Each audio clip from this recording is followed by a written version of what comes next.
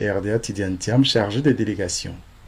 Le samedi 9 novembre 2024, Georges-Philippe Ezalé, conseiller spécial du président, a sillonné dans le cadre de la campagne de la révision de la liste électorale 8 sites d'enrôlement dans sa circonscription électorale Bassam. Ce sont IEP Bassam 3, Bassam 1 et 2, Collège moderne de Grand Bassam, Carrefour Jeunesse, École Petit Paris, municipalité, le lycée moderne ainsi que École Congo qui ont reçu la visite du conseiller spécial du président du PDCI RDA. Assurer une participation citoyenne massive et responsable dans la préparation de cette phase essentielle du processus électoral reste une initiative qui constitue, selon le conseiller spécial du président du PDCI RDA, une étape cruciale de son engagement pour son parti. Pour lui, informer, sensibiliser les citoyens sur l'importance de vérifier leur inscription sur la liste électorale leur permettra d'avoir une part active à la vie démocratique en Côte d'Ivoire et faciliter des élections inclusives et transparentes en 2025. Au démarrage de la révision de la liste électorale, comme de coutume, depuis toujours, j'ai fait un tour donc des principaux centres d'enrôlement. Le premier jour, pour me rendre compte donc de l'affluence, mais également de voir quels sont les problèmes éventuellement qui pouvaient donc survenir. Et ça m'a permis donc de prendre déjà le pouls donc de ce qui se passait par rapport à cet enrôlement donc 2024. Évidemment, je ne suis pas resté simplement à cette tournée que j'ai faite, puisque de manière très discrète, j'ai mis en place un système donc de suivi, surveillance de ce qui se passe pour être au fait donc de l'affluence, mais également des problèmes qui pouvaient survenir donc, au niveau de ces différents centres. Donc j'ai eu des remontées d'informations au fur et à mesure par rapport à ce qui se passait sur le terrain. Et comme au départ, aujourd'hui, c'était le dernier jour en fait. Donc je m'étais donc donné pour mission de revenir pour revisiter, être en contact avec les acteurs, notamment donc, les agents d'enrôlement. Bon, savoir un peu leurs sentiments, ce qui s'est passé. Parce que comme j'ai les informations, il fallait les recouper donc avec les acteurs. Et je pense que j'ai bien fait parce que bon, aujourd'hui, ce qu'on peut noter, c'est que dans certaines zones, il y a eu de l'affluence. Dans d'autres, moins d'affluence. Globalement, on a les chiffres qui donnent l'impression que il faut poursuivre, et je pense que ce qui a été demandé par l'ensemble donc, des acteurs politiques, c'est de dire qu'il faut prolonger, notamment la plateforme donc, des partis d'opposition. On a eu raison, puisque manifestement, les 3 semaines n'ont pas suffi. La première semaine a été assez difficile. Bon, peut-être pour une question donc, d'insuffisance d'informations.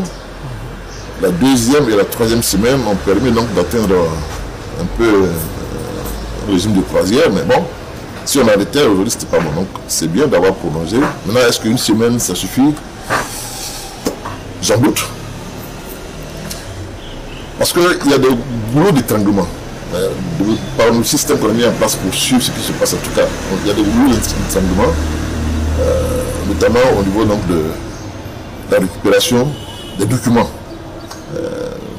Certificat de nationalité notamment, ou les extraits, bon, pour des raisons, je ne vais pas jeter la pierre à personne, pour des raisons obscures, ça ne sort pas. Pour les remontées que nous avons par rapport au système de surveillance qu'on a mis en place. Mais même plus grave, on a parlé de gratuité. Mais c'est plus dans la réalité, puisque forcément il y a jusqu'à les sommes de 5 000 francs qui sont payés pour pouvoir donc récupérer son certificat de nationalité. Et donc, goulot d'étranglement pour les documents qui traînent à sortie, et puis bon, des dépenses qui ne devraient pas se faire, mais qui sont obligées donc de se faire. Tout cela fait qu'il y a... C'est ralenti. Mais on constate par ailleurs que bon, il y a des circuits où ça marche bien. Parce qu'il y a des personnes qui viennent d'autres agglomérations pour venir faire leurs papiers ici et qui reçoivent des papiers. Bon.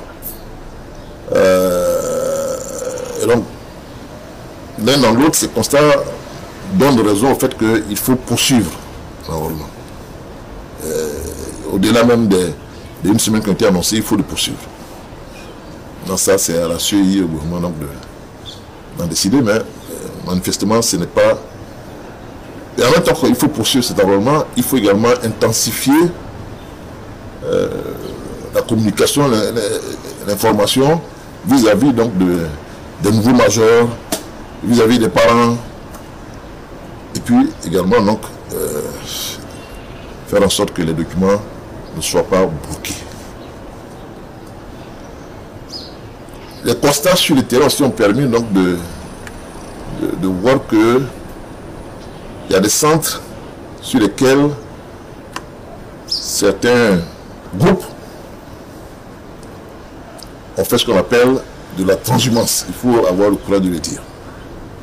On a vu des cas entiers. Il y a des photos et des films, des cas entiers qui ont amené des personnes venues se faire enrôler dans des zones précises. Des personnes qui viennent des jeunes majeurs qui viennent d'Abobo, qui ne sont pas de Bassam, je veux dire. Et quand je pense qu'il y a même eu un petit film qui est sorti là-dessus, le système a été modifié, et c'est pas un petit groupe maintenant, mais tout cela est assez documenté, nous avons des éléments. Parce qu'on a mis en place un système pour suivre ces choses dans la société-là.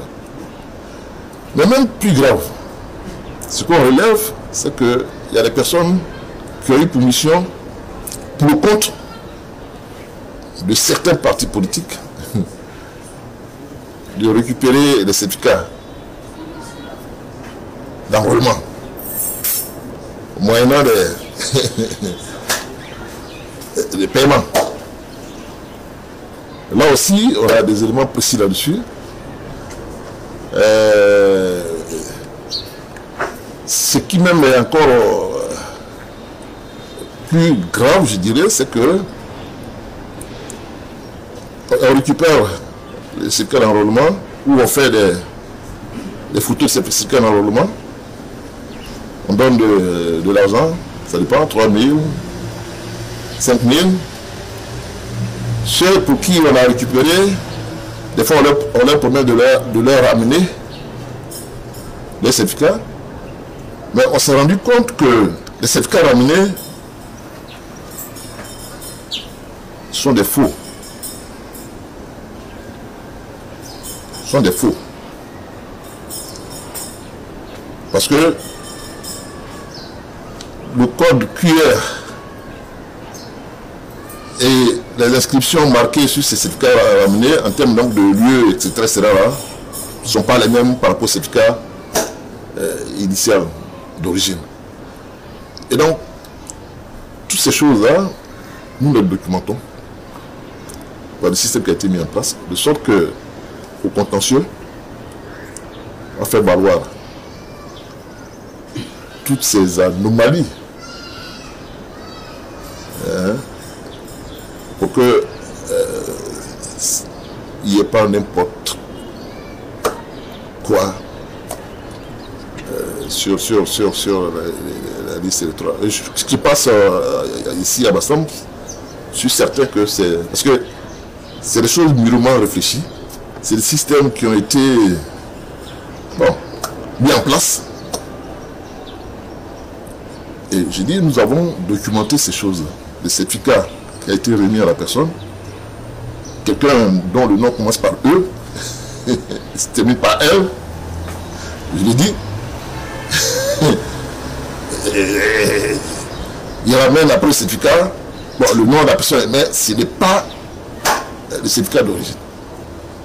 Donc il y a beaucoup, il y a à boire et à manger dans ce qui se fait, mais le plus important c'est d'aller jusqu'au bout du processus. Et puis à un moment donné, donc, de faire valoir ces choses anormales pour que justice soit rendue. Parce que ça peut créer des problèmes par rapport aux personnes qui se sont inscrites. Il y a plusieurs scénarios possibles. Pour l'instant, je n'en dis pas plus. Donc, je suis satisfait donc de ce qui a été fait en ce qui me concerne, puisque j'étais au départ. Après, on a mis en place un système de suivi et surveillance de ce qui va se passer.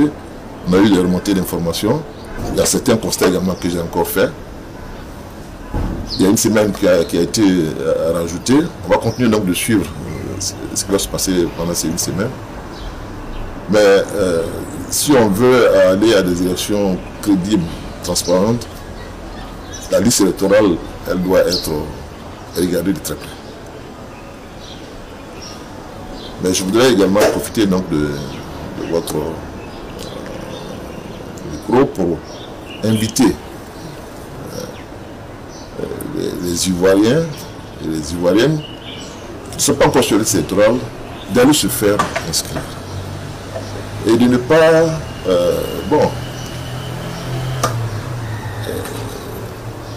vendre leur voix. Il faut qu'ils aillent se faire inscrire. C'est vrai qu'il y a ce goulot d'étranglement par rapport aux certificats et autres, mais c'est des choses sur lesquelles nous allons travailler pour qu'on fasse le point donc, de tous ces certificats de nationalité qui sont encore dans les tribunaux. Et que les gens attendent pour utiliser pour aller. Alors ça décourage justement les. Donc je vais faire un appel à la fois donc à ceux qui sont dans le circuit de faire en sorte que les choses soient facilitées pour les requérants. Mais je voudrais inviter donc surtout les nouveaux majeurs